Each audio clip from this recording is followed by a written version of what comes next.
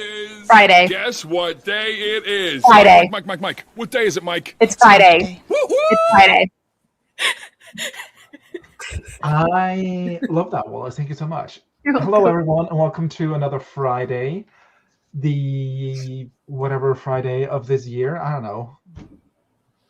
4, 8, 12th Friday? And I think, Mark? I think it's the 13th because I think March had 5 Fridays, maybe. Well, welcome to the 13th Friday of the year, then. Well, I'm joined today by people, 3 of them. Hi, what are you doing?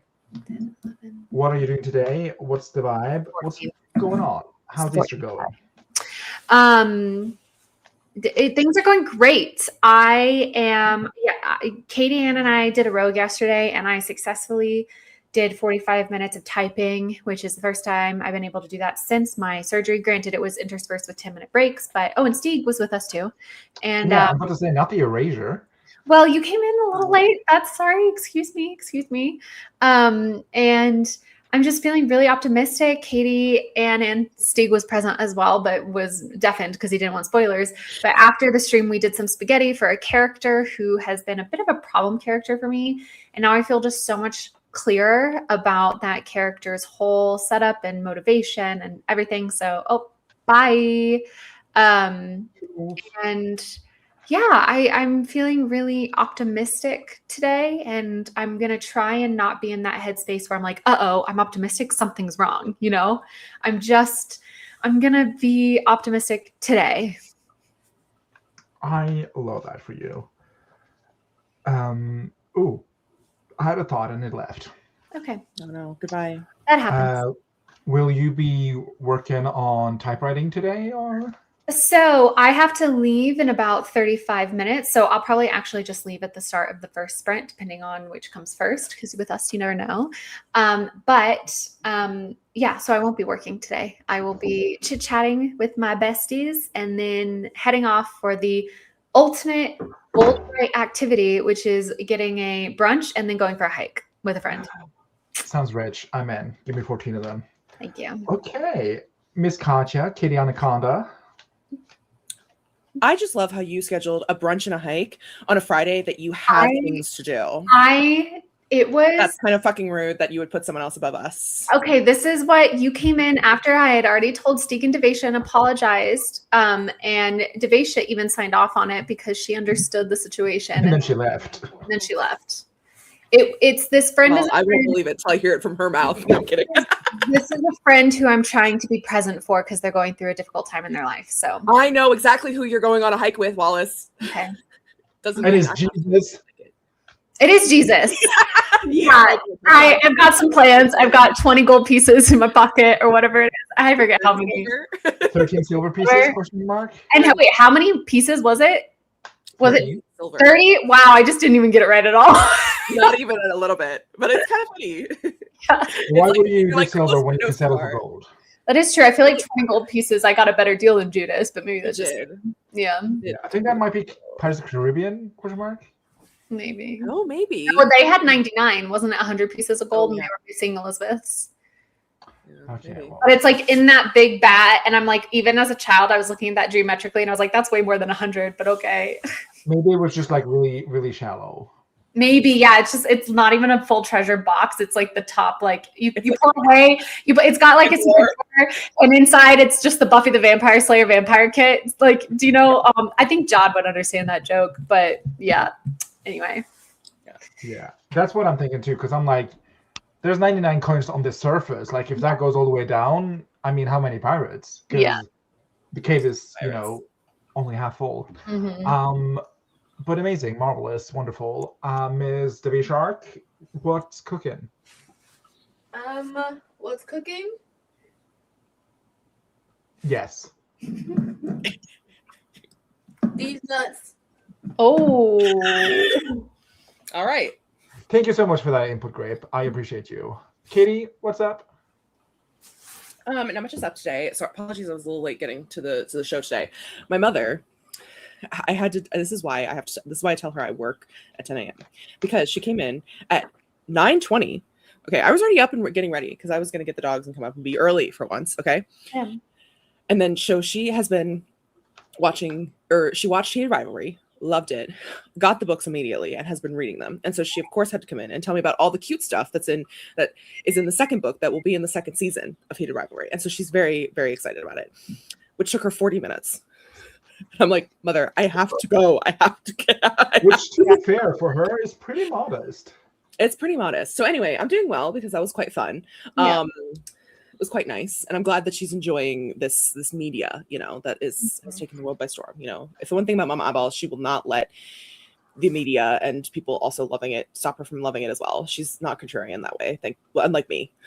Are you that? I guess. Malin is very much that. It's true, Malin is like that. Anyway, I'm doing well. I did a lot of admin stuff yesterday, so today is purely a focus and work kind of day. Yeah, we're going to try to write my synopsis today, which is crazy considering I don't really have what the beginning of the book is. So you're ready to clock in at the coop? I am. Cluck, motherfucker. Cluck, henny. And I will be drafting today. Yeah. How you feeling? Honestly, feeling a little good. I did something today that I'd never done before, which was right. Just kidding. Haha. I saw this lady pop on the app that was like, hey, before you sit down and write, you should do like a little exercise to get you in the headspace to write. So she suggested, just handwriting a page or something from a book that's like tonally similar to what you're trying to achieve. So I sat down and I hand wrote a couple of pages from a book that's tonally similar to what I want to achieve. And that kind of got me into the story flow of like, writing, but not having to sit there and think about what I'm writing. I'm just like copying. And then I like just open my document and I continue writing and I got a bunch of words done. So it was very effective. That's fantastic. Oh my gosh. That's so that was her advice. And she also said, like, if you didn't want to do that, you could always take a paragraph you wrote and then rewrite it in the same style as the book you're trying to like, tonally read. But that sounded like a lot more work. So I just copied the page from another Western book. So that was fun. I got about a page and a half written before, and the timer was 15 minutes. So I just set 15 minutes on a timer, and then I wrote those 15 minutes, and then I just continued on my document. It was very effective, and it got me in the vibe. So maybe that's something I can try another day. Yeah, I love that. That's great advice.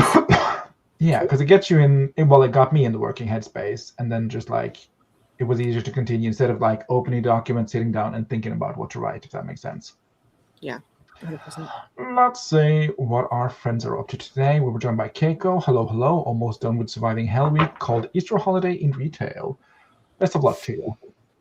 Jessica is here. Lol. Don't know what this is in relation to, but Lizzie's here. Hello. Neon Moon is here. Hello. And Wendy. Keiko says, I'm doing a mood board because I literally don't have energy for everything else after this week. Understandable. Lydia is here. Hello. And Grayson is here. Oh, good morning. I'm sitting down for, I thought this said breastfeed, but it says breakfast. Breakfast. Drama is brewing. Always. Besties, the internet is out at work and I'm not okay. Sorry. Yeah, what happened? I'm going to be painting again. This picture has a few more elements to finish it.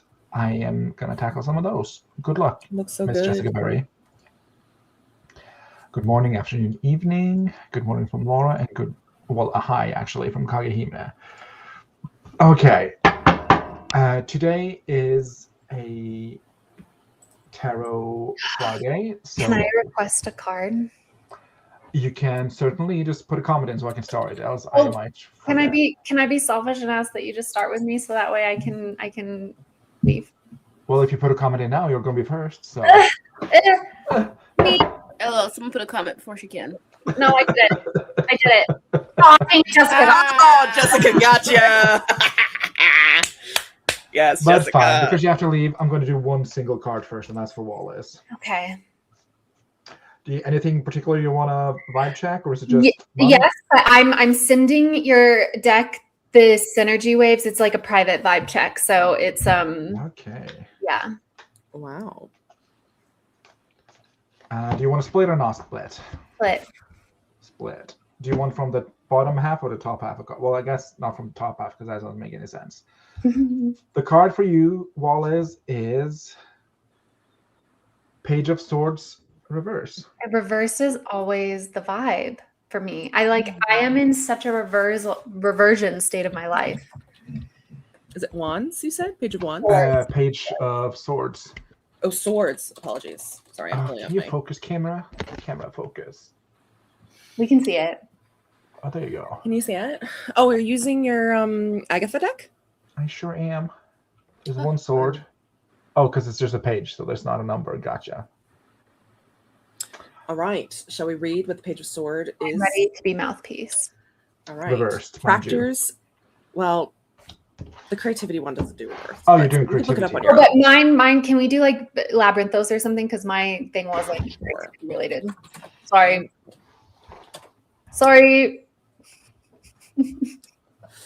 Ruining the flow. I'm sorry. Okay. Reverse keywords are scatterbrained, cynical, sarcastic, gossipy, insulting, rude, lacking of plan. Damn.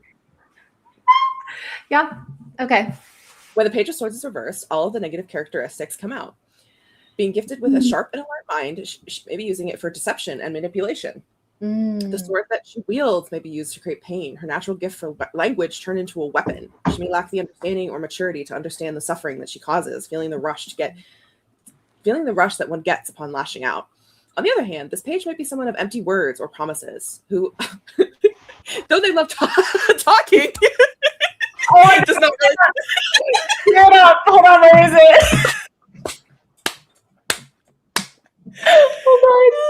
Hold on. Even though she loves talking, does not talk about much of substance. Iconic. Where's the memes? It's in the jokes. Hold Oh. on, I got it. Sorry. Wait. Actually, that's a really. Wait. hold on. Actually, that's a really good idea. Hello? Wait. Wow. Actually, Sorry. that's a really good idea. Wallace. What did I say? I talk a lot, so I've learned to just tune myself out. Yeah. Yeah. So I clicked the cursed one at first. Ah. Take care to show strength and action behind your words, for you may be damaging your reputation. The love meaning is, well, I guess not, maybe not love, but career is job hopping, unsure about future career, gossip, office gossip. Finances is over analyzing finances, research, but no action. Wait, is over analyzing finances? Yeah. Do you want me to go to the financial meaning? No. No. Okay. As feelings, they've added some new stuff to Labyrinthos, by the way. The arrival of the reverse Page of Swords suggests that this person is grappling with confusion and uncertainty. They may feel overwhelmed by their thoughts or hesitant to express themselves clearly, leading to mixed signals or misunderstandings. Their feelings are clouded by doubt, making it difficult for them to fully engage with you emotionally. When it comes to your own feelings, the reverse Page of Swords indicates you might be experiencing anxiety, story of her life, or insecurity regarding the situation. You're feeling restless and unsure about where things stand, prompting you to question your own perceptions and instinct. This card encourages you to seek clarity within yourself before trying to decipher the complexities around you. The arrival of this is Page of Swords' actions. The arrival of the reverse Page of Swords suggests that now is a time for introspection and careful communication. You may think they need to pause before speaking or acting impulsively, as misunderstandings could arise from hasty words. Instead, focus on clarifying your thoughts and intentions. Consider journaling to articulate your feelings or engaging in deep conversations with trusted friends who can provide perspective. This card encourages you to embrace patience and mindfulness. Take a step back from debates or conflicts, allowing yourself space to reflect on what truly matters. By doing so, you will cultivate clearer insights and healthier intentions moving forward. Stunning. And if it was a yes or no question, It was. the answer is okay. It's not. Phenomenal. Honestly, truly, I feel so mouthpieced. Thank you so much. That was a phenomenal card. Thank you. Once again, the universe shows up like she does.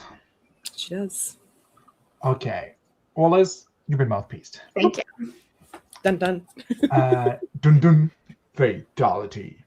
Again, if you want a card for me to read, or the universe to read you and me to mouthpiece you, just let me know in chat and I'll start your comment.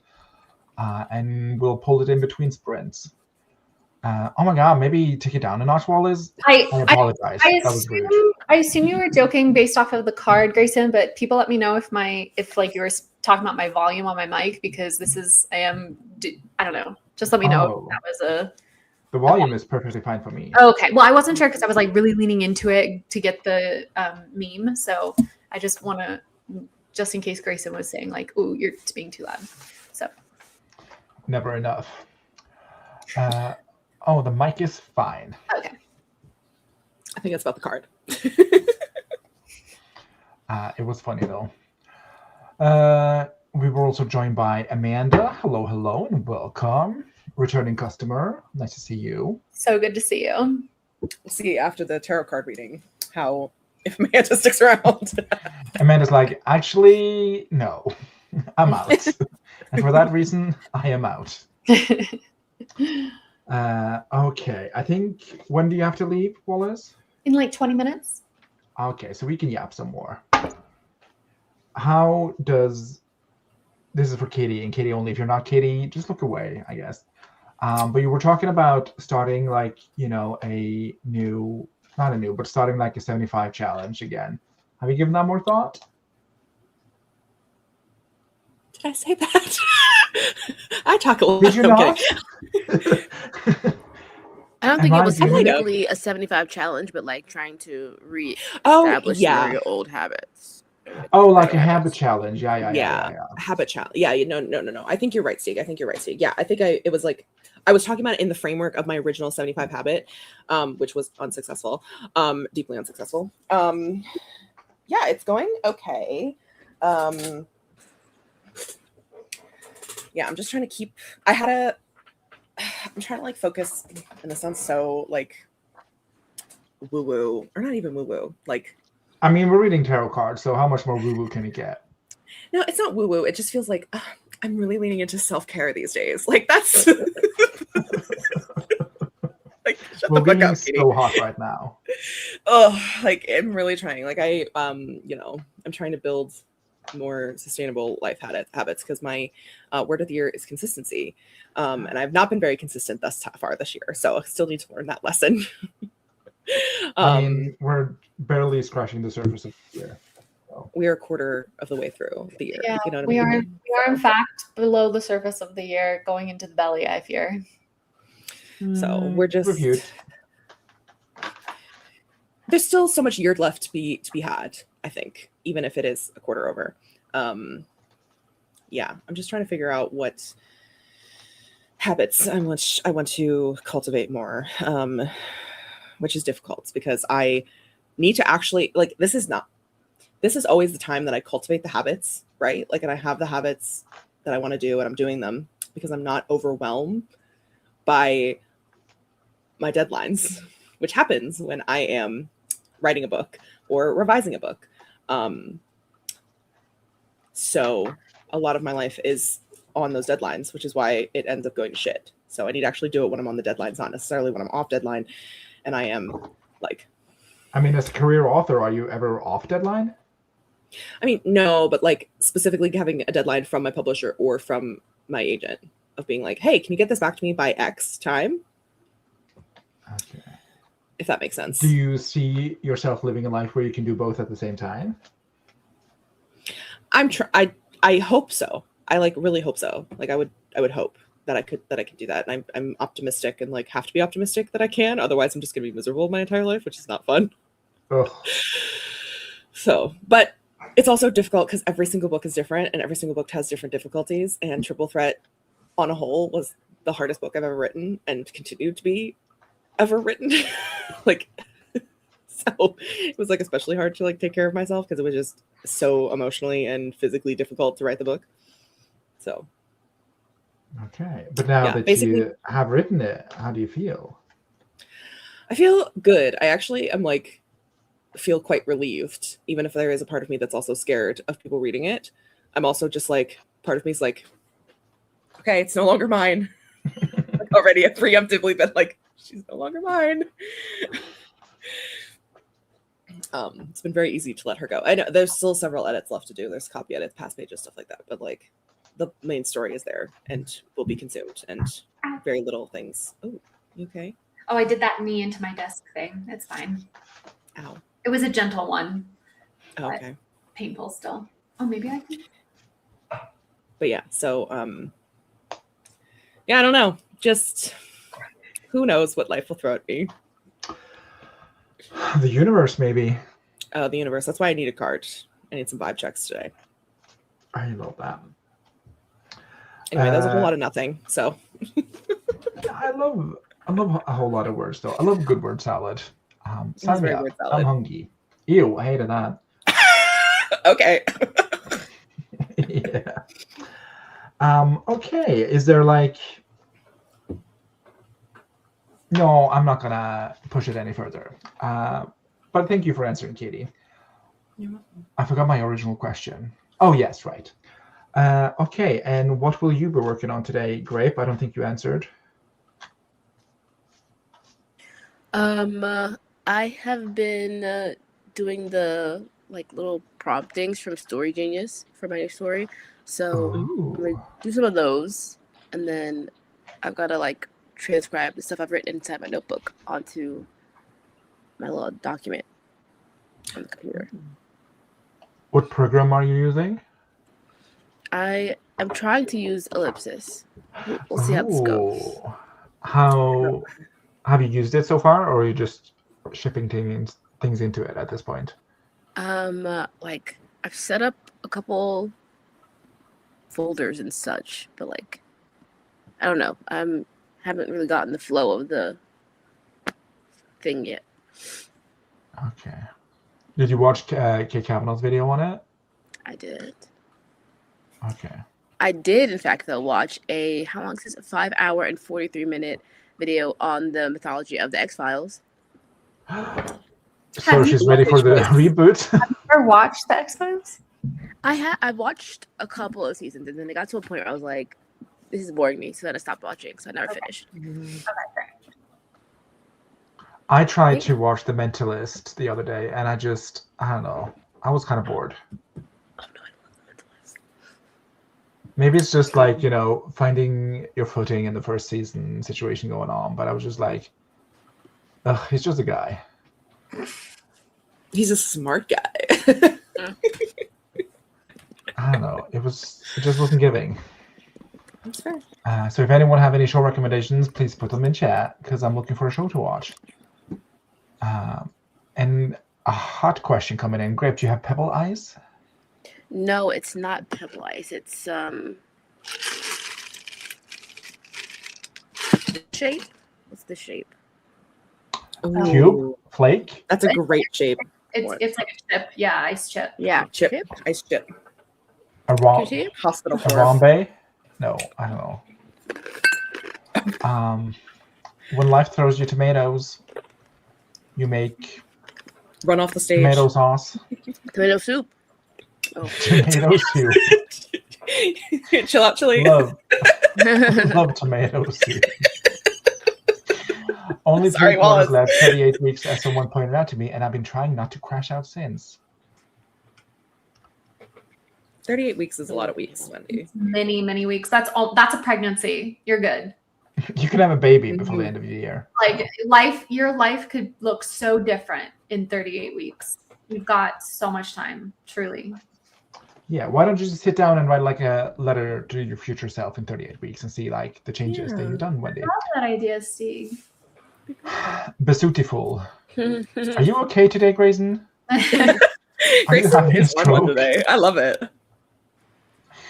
Salsa. It's a lot of salsa. Also a good one. I want to have a book baby, lol. I fear the only way to have a book baby is to go through a book pregnancy. It's true. Yeah. Okay, I think we're going to head into the first sprint. All right, friends. I'll join you for the first couple minutes of the sprint because I only got about 7 minutes of journaling before the stream started. So I need to get 3 more minutes to hit my goal for the day of 10 minutes of journaling. That is absolutely something we can do, Wallace. Thank you. Time to clock in at the coup. Is there an Easter timer for Malin? No.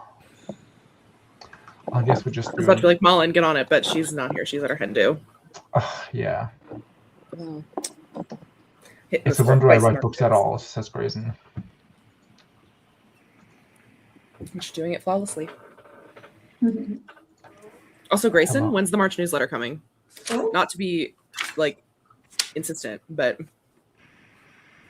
I want to see the newsletter, please. Send it to me, Rachel. Give it to me, Rachel. Is this working? Hello, sir? Okay. Oh, beautiful.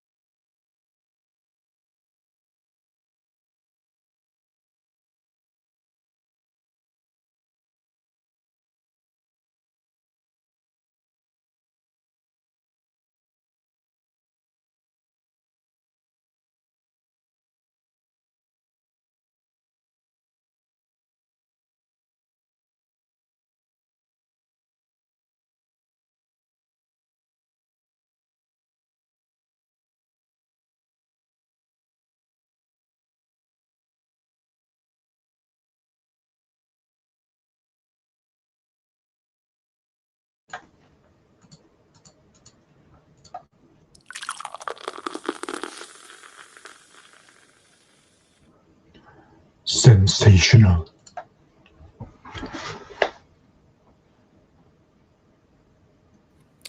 Hi. Hi. I use aspirin to have breakfast. What's on the menu? Let me guess. Eggs or something. Eggs and what? Something. Yes. One thing about Grape, she loves a good egg.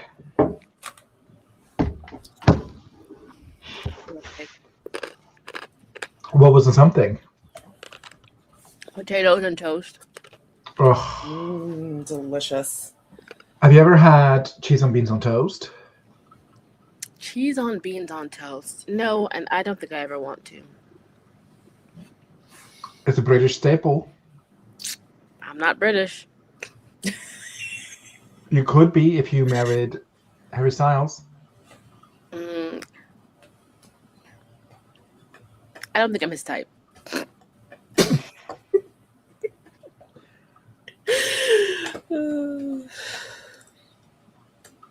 No further questions, Your Honor. Miss Kitty Anaconda? I did well. I have the dogs now, so any noises from them are from them. So we're aware. Hi Boo. Ooh, shots fired, Grayson. Wow. He's not. He's Irish, not. which is kind of offensive to be That is calling him offensive. British. I think you might have called him a slur. I'm not sure. I fear you did, Jason. Oof. And I am Andrew, if you're watching, please, she doesn't disregard know. her. Yeah. She doesn't know what she's talking about. She knows not what she says. Yeah. Oh no. No. Okay, sorry, Katie. Anyway, You were saying? I'm still working on Claudia's book. I'm trying to figure out a lot of things. So just a lot of like the thing that I'm currently running up against is that for now two books, it is established in the canon that Claudia is has a lot of friends, has a lot of people in her life, which means, when writing her book, it probably should feel like there's a lot of people in her life. So I'm trying to figure out who they are, and then I'm going to who's who, and then I'll rank them in terms of like importance to her as a person, like how often should they show up within the book. And so hopefully I can like figure out order of importance for her, so I can figure out who's going to be in what scene and where, and who I should mention even in the synopsis, like who is important enough to be mentioned, essentially. Ooh. It better be me and Grape. Sadly, you don't know Claudia Ricci in real life, so I fear you will not be in the synopsis. What do you mean? I know her on a deep spiritual level. Yeah, we've had brunch. I would say even biblically. Oh, I would say, I mean, knowing her, probably. Old Testament style. We both were at Gomorrah. It was a shit show, but we moved on, and it made us stronger. She took me to the devil's sacrament. What do you mean? Yeah. Goody Proctor was there. It was in the news. Goody Proctor, Claudia Ricci. Yeah. She had the cabin next door on the Titanic, and we both survived. What do you mean? I don't know her. In every lifetime, you know her. Yes. Anyway, thank you for the update. Here we go. Yep. Did you write anything of the synopsis? Anything you can share that isn't spoilery? No, I haven't written any of the synopsis, but I did spend some of that time trying to figure out a name, because I had a name for a. So let me see. Let me count here. 1, 2, 3, 4, 5, 6, 7, 8, 9. I have 9 people within her circle, and one of them. Ooh, I can't stand that bitch with a lot of friends. Sorry. Yeah, that's. I mean, what do you mean? To be fair, 4 of those people are her family. Her 3 sisters and her mother. So that's not even including. Are we finally getting on-page representation of motherhood? I thought that bitch was dead. No, you're getting Mama Ricci. You're getting Mama Ricci, truly. You're getting Mama Ricci in this. Sorry, what was anyway, sorry. So I spent a lot of that sprint trying to figure out one of these girly pop's names, because I had named her originally, but I named her Chloe, which is incredibly close to Zoe and incredibly close to Claudia. So it's like her name also not the cat Chloe. that died.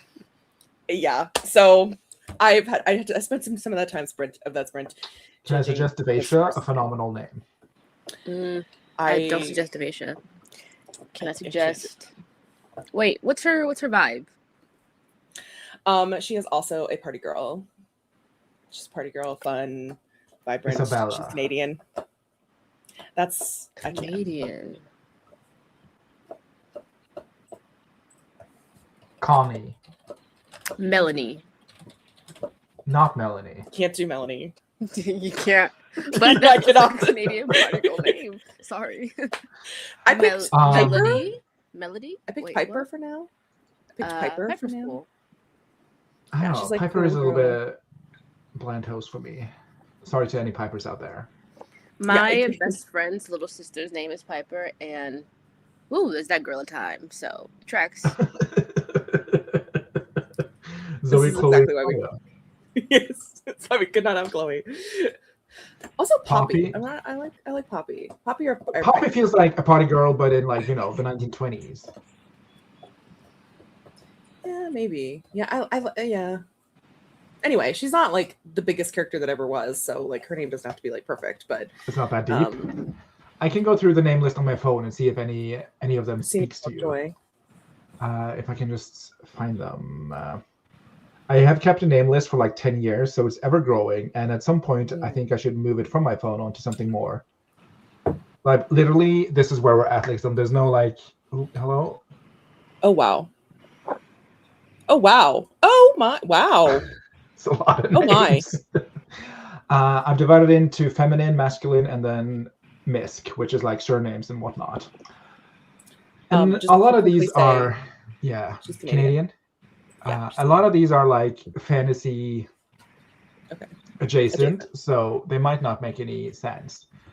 Bron, which is Irish for sorrowful. She's not sorrowful. Yeah. Ava with a W, but that's too close to Eva. Corelia, Mera, Kazia, Ovivia, Alette, Sivan, Leandra, Susanna with a H at the end. Susanna. Oh, I'll write down. Dara, which I love as a name, with a H at the end. Is there anything else? A lot of Nordic fantasy names that does not fit her vibe. Malena, which I think is maybe too close to Melanie, ? Yeah. Maureen, doesn't fit the vibe, but great name. Good name, yeah. Daphne, Penelope, I must have been watching Bridgerton when I was writing these. You must have.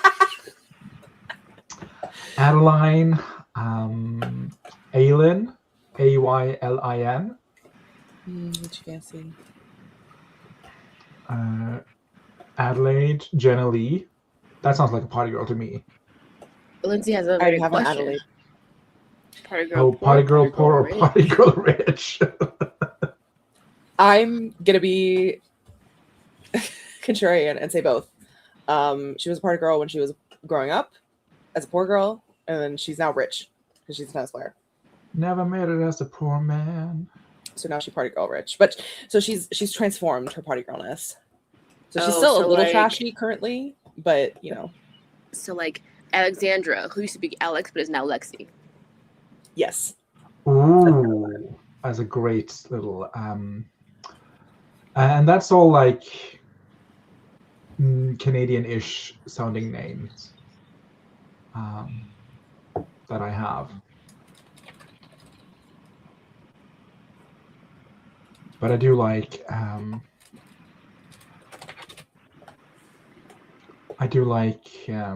Alexandra, but do you have an Alex? So I don't know how that would work. Yeah, I probably wouldn't do that, but like similar vibes. I'm like, I like Penelope. Who's Alex? She goes by Penny. I like Alex. Alex is like a name for like the future, so I wouldn't use it in my book. Oh, like I don't want to like this is gonna sound so bad, but I don't want to waste that name on a tertiary character, a tertiary character in this book who shows up a couple times and is the partier.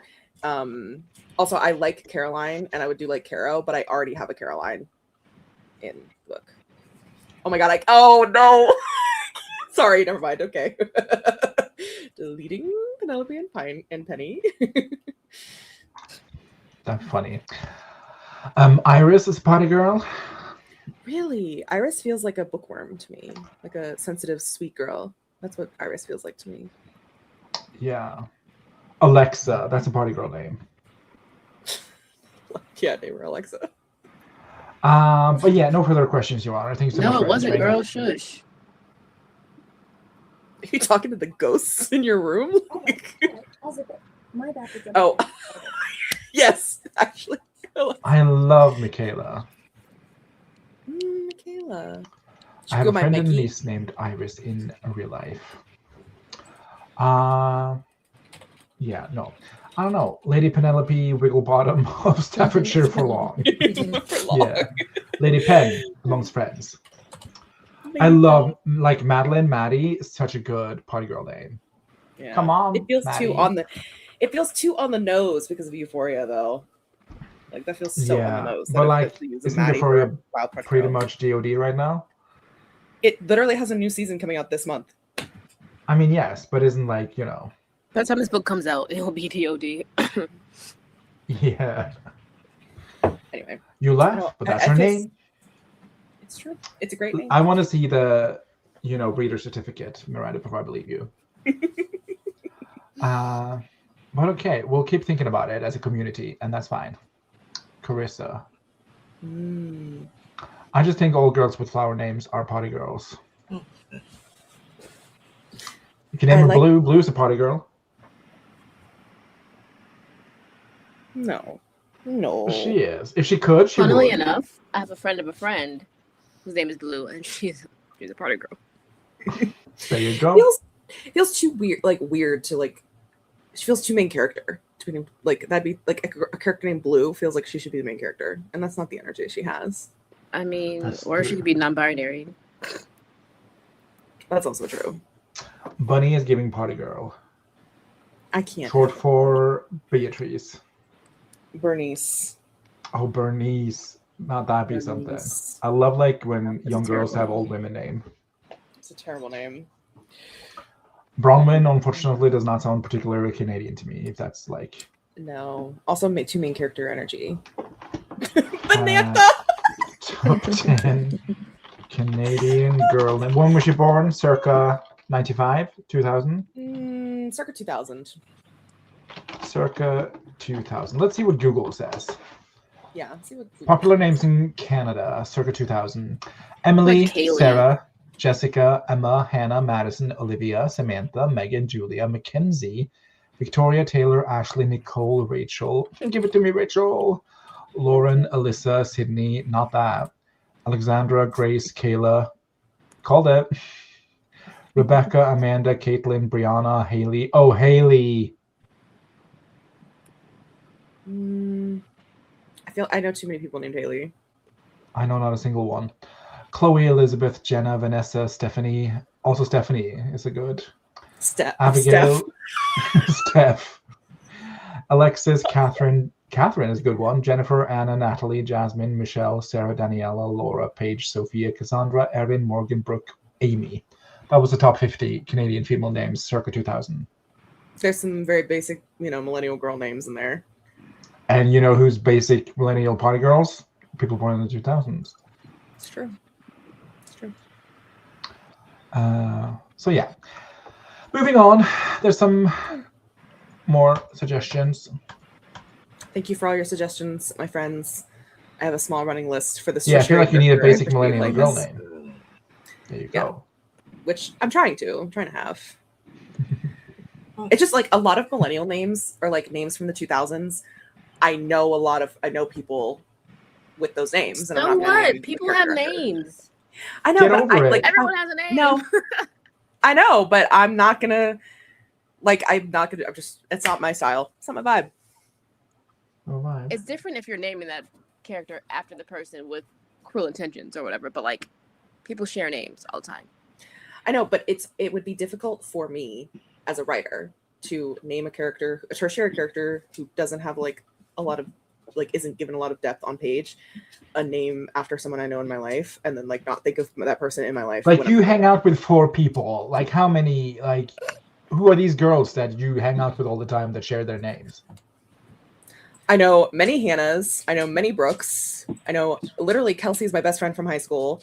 I know multiple Pages. Again, these are all default white girl names. Like, I know, of course and you know many of them. I know. I'm just not gonna pick them. Okay, that takes a lot of names. Well, this is not your book. Oh, it isn't? No. For me as a writer, it's not like I'm division, Steve. If I'm seeing a name and it reminds me of someone and I can see them in my mind, I tend not to name people that, because I personally do not like to write with characters that have the same name of people I literally see in my brain.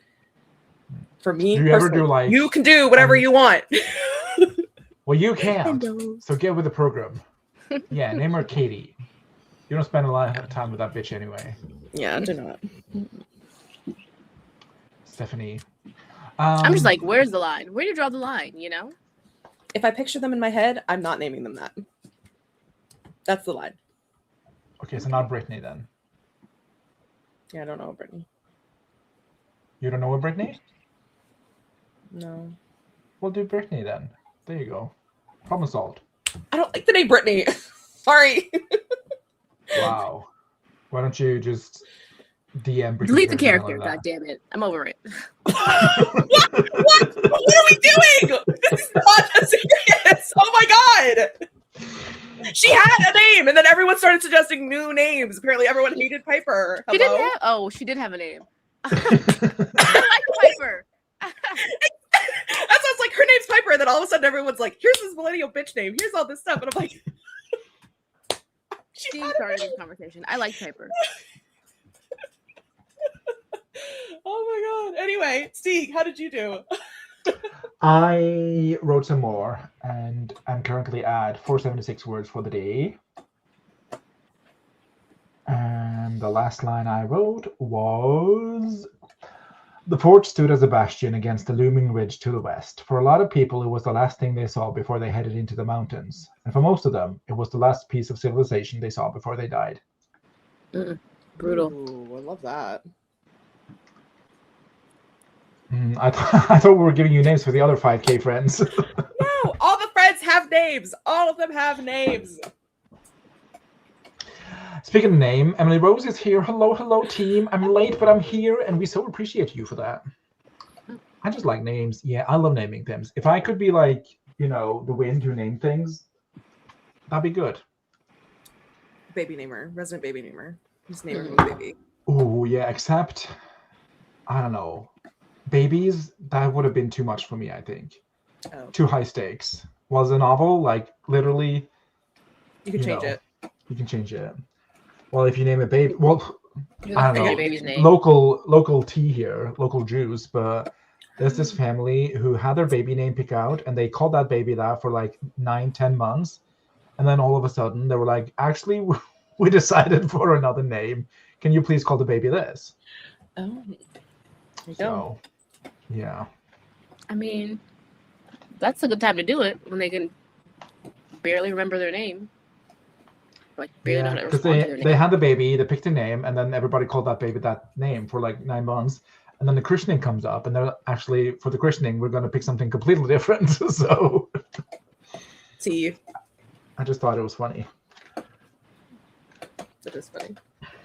I named my son one of the top names for his birth year while thinking, oh, no one ever uses this name, and I know no one. So don't trust me, but I like naming things.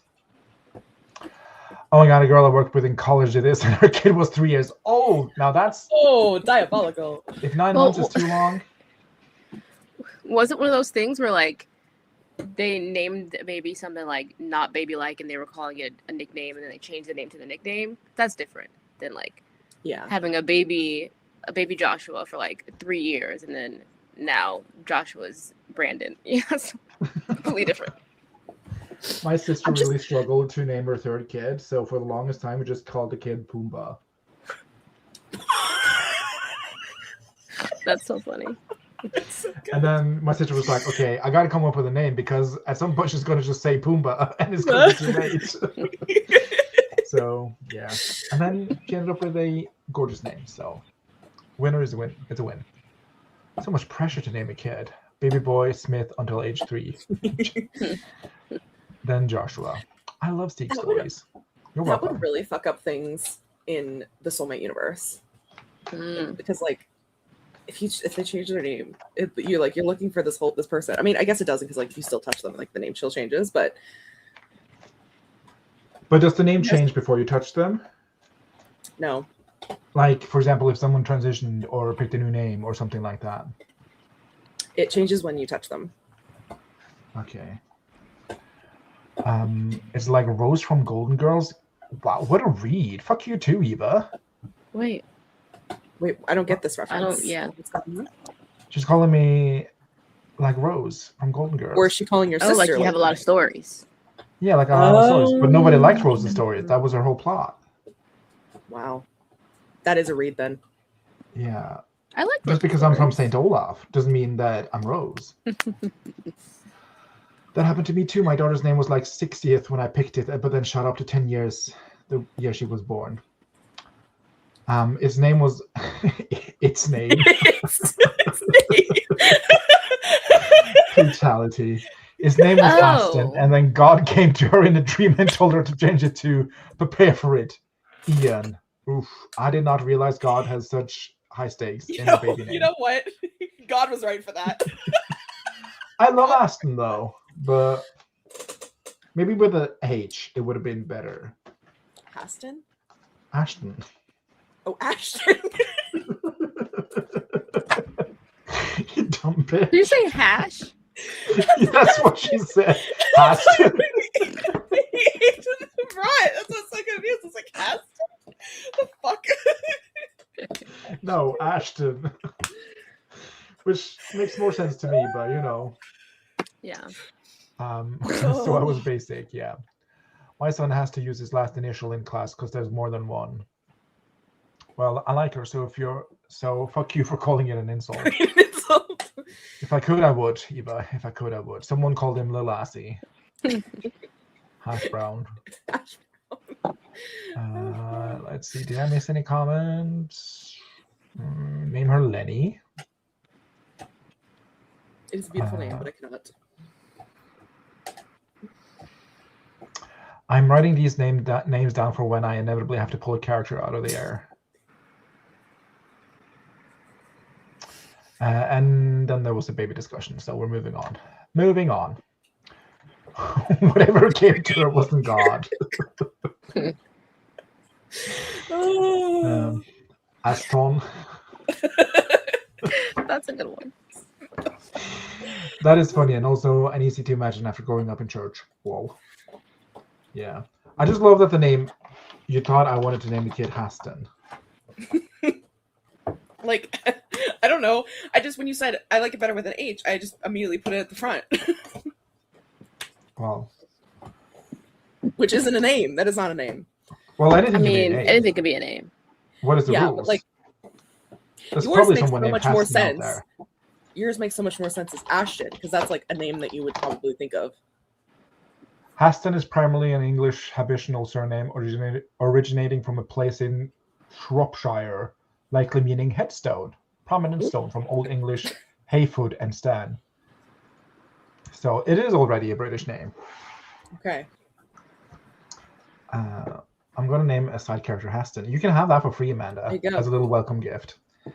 There's a person out there named Satchel. Satchel.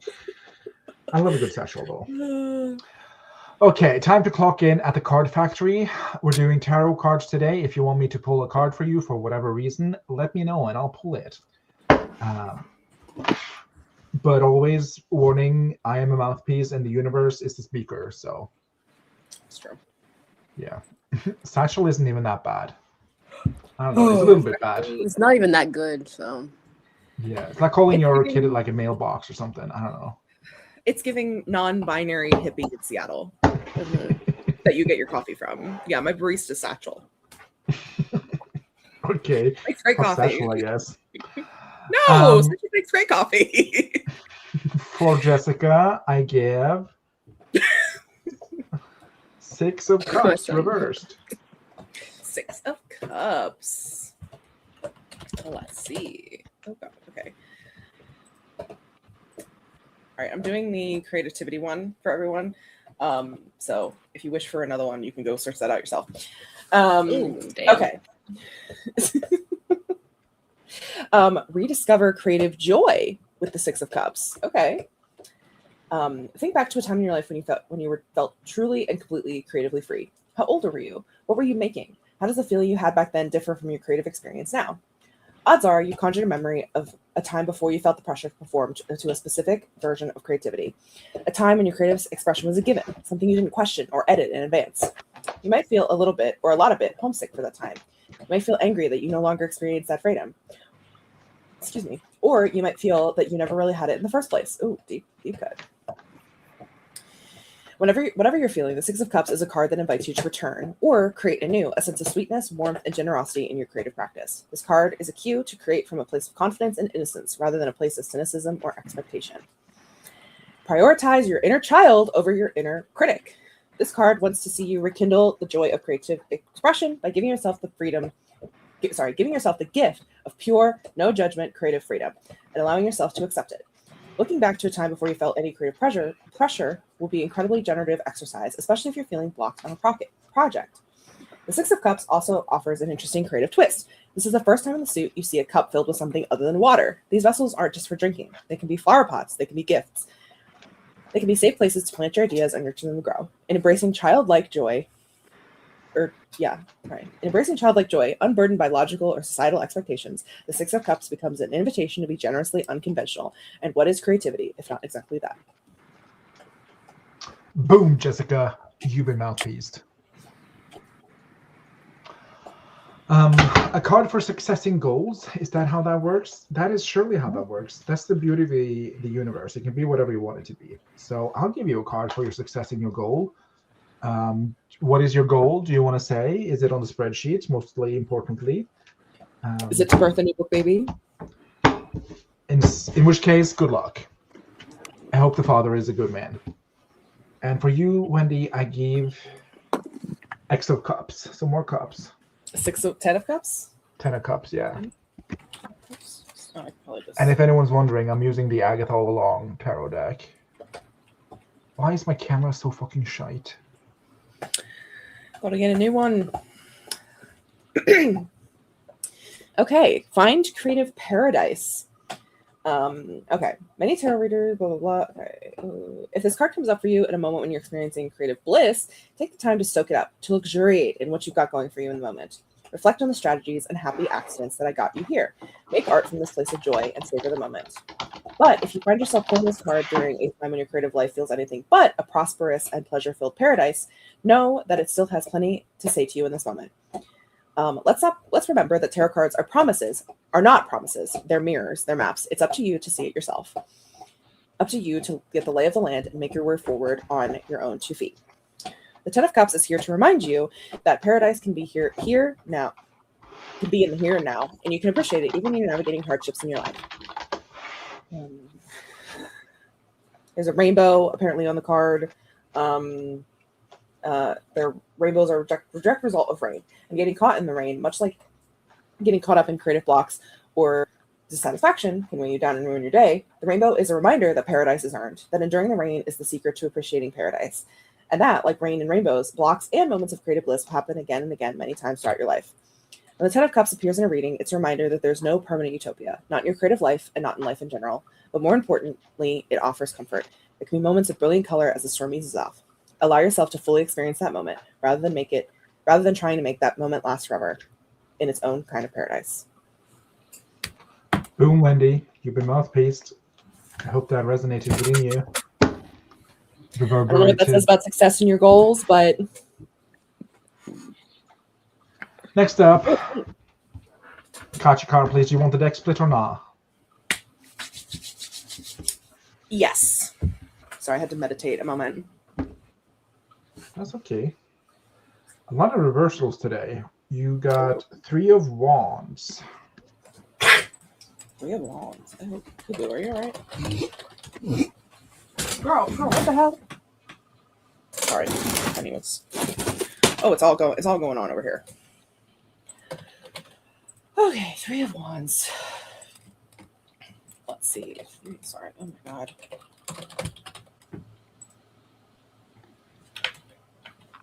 See the big picture. Okay. Sometimes a moment of inspiration can send you down an unexpected path. While these side roads can be delightful and scenic tours, there's much more to your creative journey than dropping everything to follow any spark that glitters on the path. To sustain a richly creative, satisfying practice, it's important to understand how the threads you choose to follow weave together in a larger creative vision. The Three of Wands is just a card to help you see the big picture without losing sight of the delicious details that make up the tapestry of your creativity. Chart your course. When the Three of Wands comes up to you, use your creative thinking skills to figure out where you want to go. What sort of creative future do you want to build for yourself? Take this card as a call to adventure and an invitation to identify and take steps towards your big picture creative vision. Your vision might be focused on turning your creative passion into a viable career. Alternatively, your vision for a creatively satisfying life might be a deeply private and personal creative practice that's meant for no one but yourself. There's no right or wrong. The only criteria for your creative vision is that it's something you want for yourself in the long run, and you're willing to actively take steps towards achieving it. The big picture doesn't have to mean big money or big success. It just means something important to you, something you're intentionally choosing to pursue, something that's steadily lighting your path as you push forward. Did that resonate? It does. So strange how that works. Does that woman have forearms? She does not. They're standing in front of a mirror, which you can't really see because the camera quality is so bad. But well, they are. Oh, yeah, it is. Yeah. I see. I understand now. Yeah, and then there's 3 ones on the floor. So it's a mirror that they're standing in front, admiring their new donned costumes. In any way, Katie, you've been mouthpieced. I sure have. You sure have. Are we ready for a new sprint before we move on to the last batch of cards? Yeah, I got some thoughts. Here is her back view below. It is indeed. Let's see.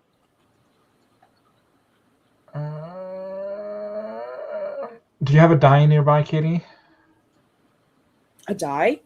A die? Like a dice? Yeah, like a D&D dice. Do you want to roll for a timer length? Ooh, sure. I have this fun one, which is Potion of Chance. Potion of Chance. Which has a D&D dice in it, and then I haven't, luckily have not had to use this yet, but if I ever have any death throws, I'm going to use this. Love that. Let's see what the timing says. Ooh, 13. Okay, we're going to have to do a plus. Do you have a die nearby, Grape? I do. Hold, please. Holding space for your die. Blue Dog, what are you doing? Harry Potter is born every day. That's true. Do you want a D20? Yeah, why not? And I'll do a D20, and that's our timer. Okay. Please don't get a nat 20. LOL.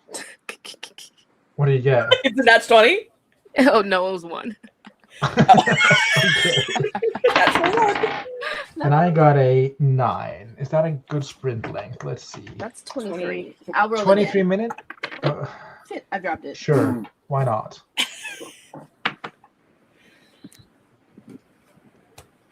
You pick a tarot card and you could add the number from the tarot card. No, we'll let her roll. Okay. What the fuck is going on? Hello? I rolled 3 different dice and they were all 1. Are you cursed? Okay, what? 4th time is the charm. 3 different dice, all of them being 1 is hysterical. 15. Woo. Okay. Let's add that to the mix. And that comes out to 40? 37, which is a good sprint length. Oh, I added the ones she had rolled. The 3 ones. Make it a 40. So it's basically 40. Fine. Oh, no, 7 works. It is hilarious that they all added up to the sprint time we did originally. It is peculiar. Sorry, I just want to. There's a lot going on here with Lindsay Bucket and Brian Pocket. Lindsay Polly Pocket. Polly Pocket Pucket. Polly Pocket Polly Pocket Pocket. Polly Pocket Pocket. Our daughter, Polly Pocket Pocket. Good. That's funny. So good. Okay, we're gonna do Yeah, 27 you're so minutes. right, Miranda. You might need to cleanse a die. And we just had a full moon, so you need selenite or something. Yeah. And sun, Polly. Polly Pocket Pocket. Pocket Pocket. Polly Pocket Pocket. Okay, you know how Page Turner is like a spoof name on Page Turner? What if you had Polyamorous as a spoof on Polyamorous? Polyamorous. That'd be a good drag name. Mm-hmm. Ladies and gentlemen, please welcome to the stage Polyamorous. When I first got an email, because this was back in the olden days of whatever, my mom made it for me. And because she was so into internet safety, she made me have a fake name for my email address. And so she made it Paige Reed. I love that. I love that. And now that's the name on all of Katie's burners. Yep. That's who she is, Paige Reed. My first ever email that I set up myself was genius. Polyamorous is absolutely a name for a celebrity you would come up with. Yeah. Yeah. You would love I would love the family holiday card, thank you. I hope it has a pocket. Okay, here we go. 3, 2, 1, let's roll.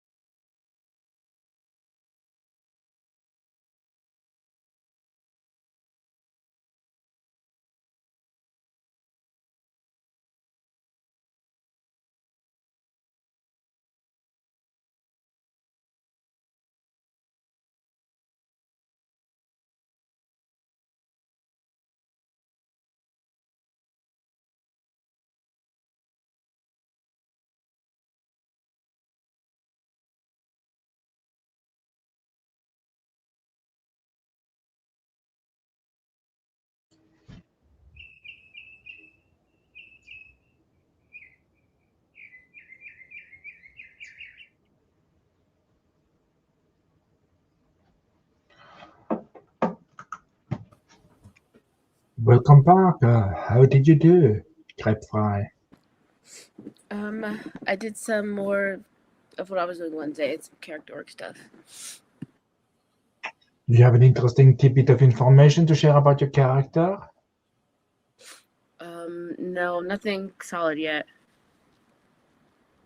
Love that. Keep blowing your nose. I will, thank you. Kitty Anaconda, how did you do? You muted yourself, babes. That's crazy. Anyway, Did you say what the frick? guess we'll never know. I am listening to a playlist and kind of scrolling through my Pinterest board for this book and just like pondering how I want things to go and like what are like pivotal scenes that I want to put into the book and like where can I put them. So I'm just kind of looking at my timeline, listening to my music, my Pinterest board open, and just thinking. Yeah. Which is a big part of the job to begin with. It is. It's a great part of the job. Everything. The world is my oyster. And you will gobble it down. I don't know. I spent most of that sprint watching a video of someone like historical reenactment thing walking through a military fort because I'm running a military fort scene. I was like, okay, what will that actually look like? So I did that, and then I got back to my manuscript and wrote one line. So we're making progress. What's that line? You gonna tell us? It is just some description and it's so boring, but the line is, the streets were mostly empty as they continued up the dirt path along the river, cutting across Cherry Creek and over to the south side. Important information to know, though.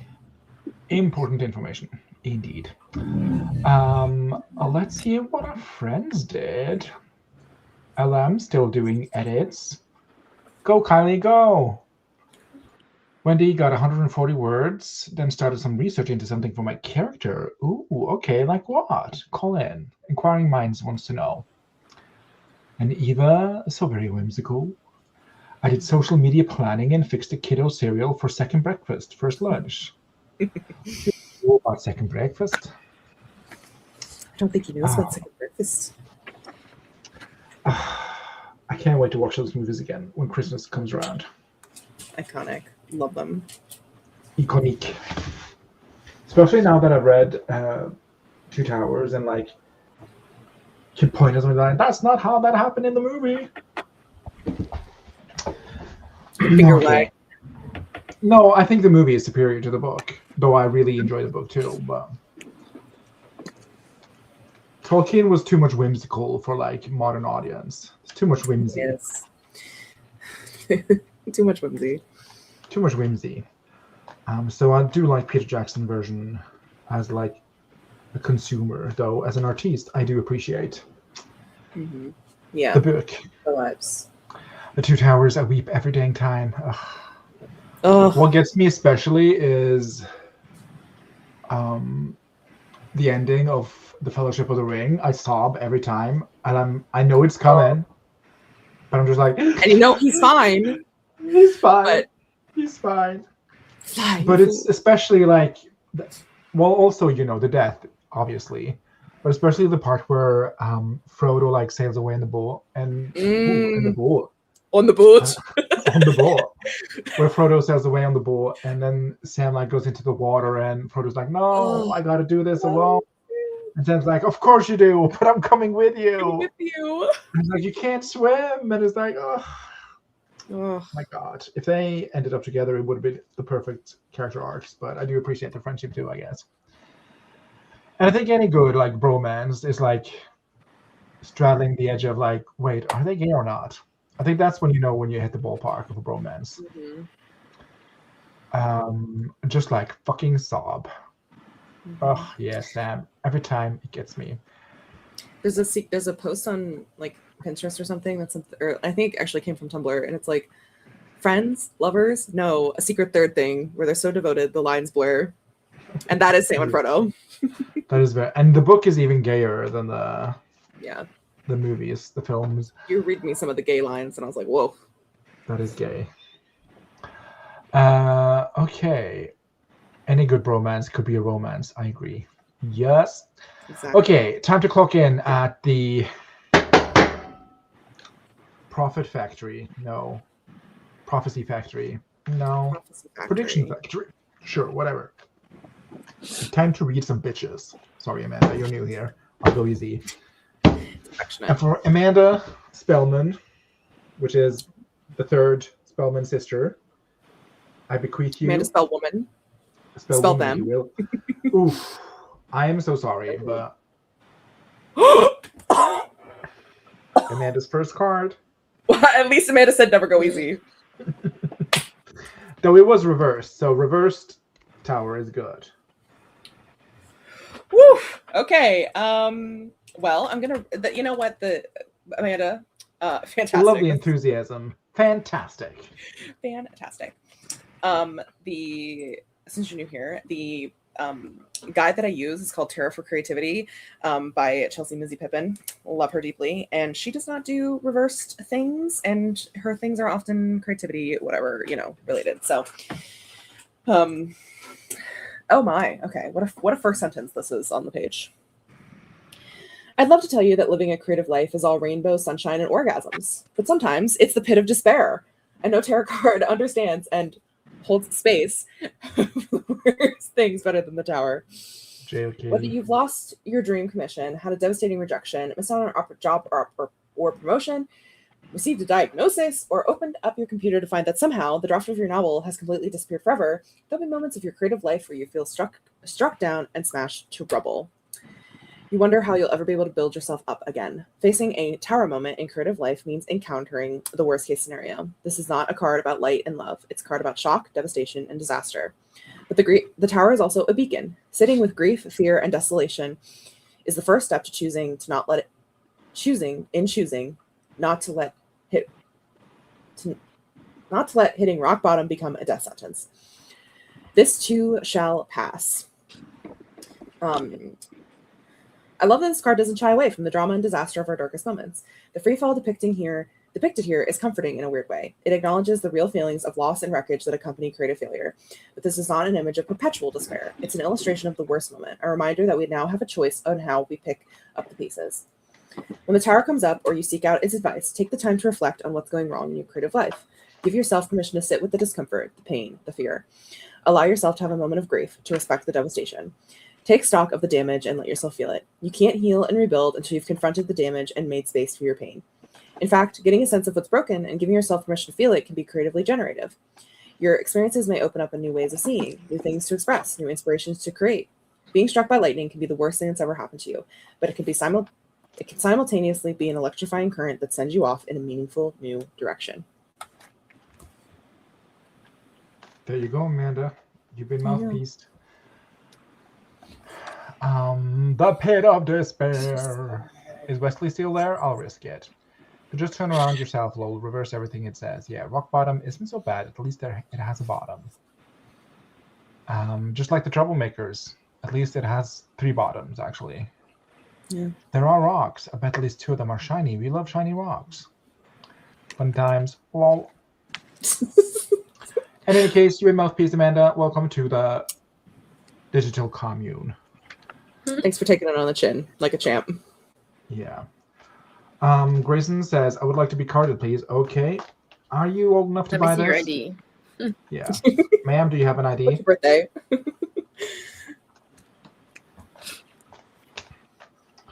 And for Ms. Grayson bookmark, I gave you... Miss Bookmark you. Oh, sorry. For Miss Bookmark... Can you believe people born in 2005 can now drink? Isn't that crazy? Mm-hmm. Insane. I saw that the other day on like one of the they have the little thing that's like, yeah. When like are you born? 1998. 98. The 90s. Yeah. Mine's super easy. If they ever card me, you just gotta look at the 19. 19. So what year are you born? Grapple. 96. 96. And Wallace, what year? 94. 94, 96, 98. Okay, that's going to be easy to remember. There's stair steps. Well, it's easier to card me because you'll see the 19-8 and you're like, oh, Just look at the 19 now. we got an elder All of one. us. Oh my God, Eva, your marriage can drink. But Shudder, the Crypt Keeper. People born in 2005 or 8 years old are to believe they're older. Yeah, I have a student at work now, and he's born in the 2000s, and I'm like, ugh, what do you mean you can work? Shouldn't you be at school? It's crazy. Not to like, not to diminish people's aging, but it's crazy. Grayson, speaking of crazy, I give you Ooh, what's that? Queen of Wands reversed. A lot of reverse. Everything's been reversed today. Just feeling a little spicy. Your deck. Well, they are like, because I did check, because like everything is reversed, but they are cards like either way, all the way. No, So, I believe that. It's interesting the way she falls today. All well, right, Grayson, take up space is what this one is titled. I think it's telling you to send a new newsletter. I think it is. Ooh, in tarot, queens are the symbols of internal mastery of the element the card represents. That means the Queen of Wands represents a sense of inner confidence when it comes to your creative passion and vision. Looking at this image, you can't deny that the creative confidence of the Queen of Wands. You can't deny. Whatever. Okay, sorry. Also, you can't read. Yeah. The surety she places in her own passion and visions is off the charts. Let's see. Own your creative power. The card counsels you to show up loud, proud, and comfortable in your skin. You might worry about taking up space equates setting yourself up for failure, that owning your creative power or talking up your creative work is just generating expectations you feel like you can never reach. To this, the Queen of Wands says, you don't need anyone's permission or approval to step into your creative power. You can give that permission and approval to yourself. It's not the fear of failure holding you back from assessing your inner Queen of Wands. Your resistance might be rooted in a fear of appearing self-absorbed. But never fear. You are the biggest and most influential advocate for your own work. It is your job to be proud of your creativity, to acknowledge your own glamour. You are allowed, and very much encouraged by the Queen of Wands, to show it off, to put your creative expression, identity, and vision in front of other people and say, here it is. Isn't it radiant? When you draw the Queen of Wands, let the card feel like the jackpot it is. Take the Queen's appearance as a pep talk you need to show up in the world, loud, proud, and unabashedly your full creative self. Fiercely and confidently share your magic, knowing it's worthwhile for you and for others. Okay, she said, write your damn newsletter. She did say that. She did. And then send it to me, please. Give it to me, Rachel. Send it to me, please. Give it to me, Rachel. You've been mouthpieced. Okay, next up, I too will request a card, por favor. And I almost called you Amanda. Miranda. Amanda. There's too many Amandas. What if you called Miranda Miranda? Wouldn't that be odd? I don't like it. Miranda, your card is... Ooh, I don't know. She looks like she's in the loony bin. This is Five of Pentacles. Five of Pentacles. Let's see. Sometimes little boys just die. Jesus, what? Oof. Damn. That's the quote she says in this. Spoilers. Spoilers. What the hell? There it is. Also, she kind of looks like Miranda. Isn't that crazy? Yeah, actually. Just long brown hair. Yeah. That's too dark to be Miranda's hair. That's true. Or maybe the lights are off. Lights are off, but no one's home. Sure. Anyway, once again, a lot of holding space references, because this one is called Hold Space for the Hard Stuff. Creativity does not always feel productive. Is it another bird gaining sentience? No, it's a really hot mailman. Sorry. Oh, okay. Creativity does not always feel productive. In fact, pursuing your creative goals can sometimes be a slog. Creativity can ask a lot of your energy, time, and other resources. Some creative challenges take more than they give, and that can be draining. The Five of Pentacles holds space for the difficult parts of your creative journey. The idea that it just won't come together, the piece of work that won't sell, even a tarot reading you can't make sense of.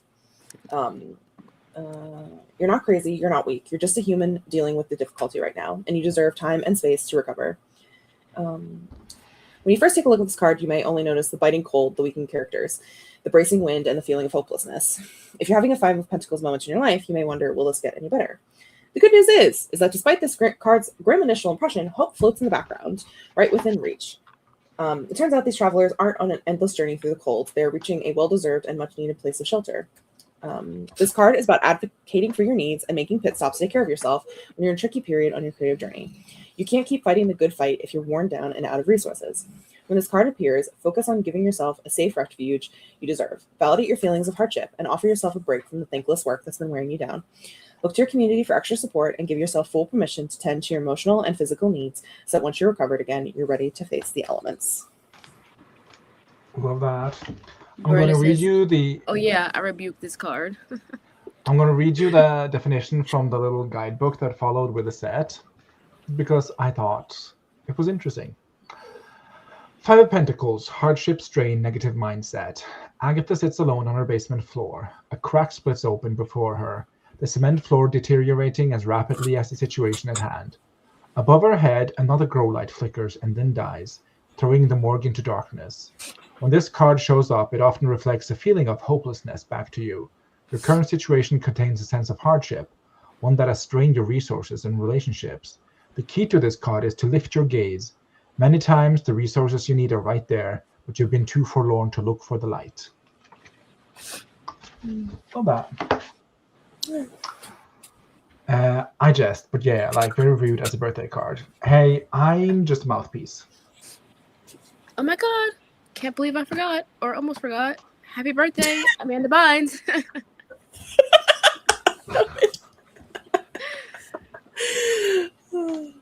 Yeah, it's not Miranda's birthday today, right? It is. It is. Oh, today? Why did I think the 4th? I don't know. Well, happy birthday, It's on the Miranda. calendar. It's on the calendar, but yeah, I don't read the calendar because I can't read. You don't make the calendar your background on your desktop? You do? No. But maybe you should. I'm kidding. Rude. Crying. You pointed it out on Wednesday.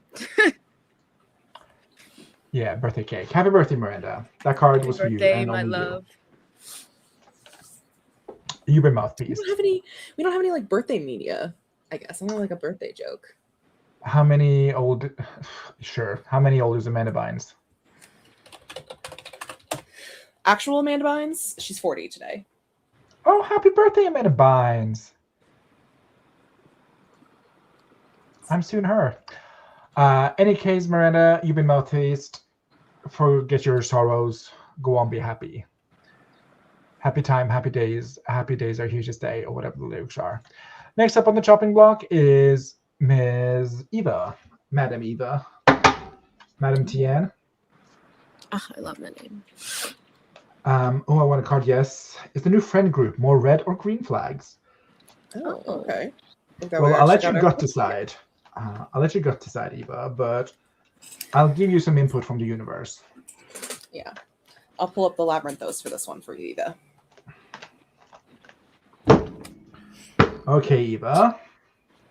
Ace of Pentacles. Okay. Let's see. I'm going to read from the book first, if that's okay, and see what this says. Go ahead. It feels green. Ace of Pentacles, new goals, prosperity, lucky break. Sounds like green flags to me. What's left of the coven arrives at the final trial. Luckily for Agatha, this test will take place in her own home back in Westview. She knows this place intimately, putting her at an advantage, or so she thinks. When the witches awake, they discover that Agatha's basement has transformed into a morgue since they last left it. Like all aces in the deck, the Ace of Pentacles represents a new beginning, this time as it's pertinent to the material world. Whatever you're manifesting at the moment will affect your resources, including your home, career, and bank account. I think it's saying that if you go into the relationship with a positive attitude, the relationship is going to be positive. That's what I'm reading out of it. Mm-hmm. Yeah, new opportunities, resources, abundance, prosperity. Let me see if there's any. The Ace of Pentacles reveals a sense of groundedness and potential in how this person feels about you. They see you as a valuable opportunity, someone who brings stability and promise into their life. Their admiration for your qualities fuels their optimism about what could blossom between you two, viewing your connection as one that can grow into a lasting abundance.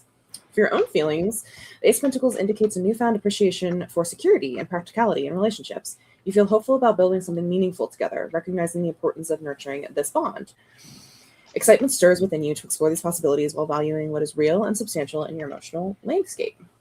You might feel the Ace of Pentacles asking you to notice that now is the time to embrace your new opportunities for growth and stability. This card encourages you to take tangible steps towards your goal, whether it's starting a new project, investing in education, or exploring financial ventures.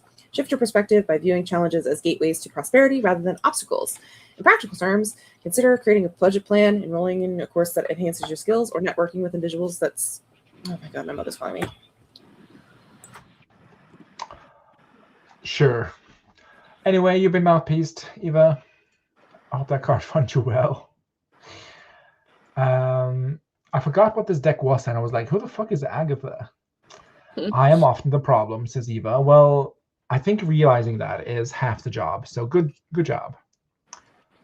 We are all creating a volunteer group local to me, morally aligned people in real life. Thank you so much. I love real life people, but I also love digital people like Katie and Grape. So, get Amanda on the calendar. Happy early birthday.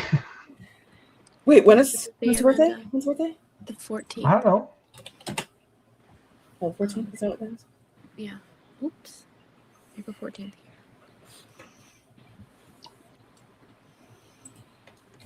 Yeah. You've been mouthpieced. Next up, Jod. It feels rude to read Jod, but she makes it so easy. So,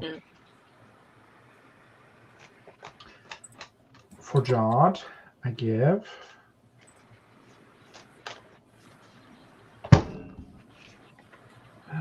Two of Cups.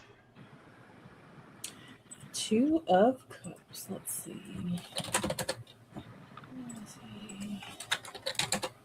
Hello? What the fuck?